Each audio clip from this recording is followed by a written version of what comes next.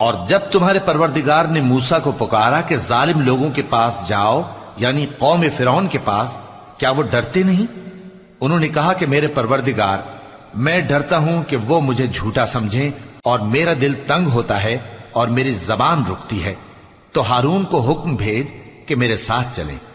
اور ان لوگوں کا مجھ پر ایک گناہ یعنی فرعونی کے خون کا دعویٰ بھی ہے، سو مجھے یہ بھی ڈر ہے کہ مجھ کو مار ہی ڈالیں۔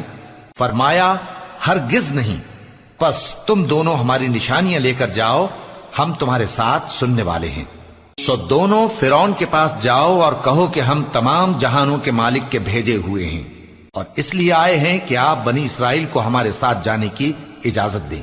فرعون نے موسیٰ سے کہا، کیا ہم نے تم کو جبکہ تم بچے تھے پرورش نہیں کیا تھا، اور تم نے برسوں ہمارے ہاں عمر بسر نہیں کی؟ اور تم نے ایک اور کام کیا تھا جو کیا، تم ناشکرے معلوم ہوتے ہو۔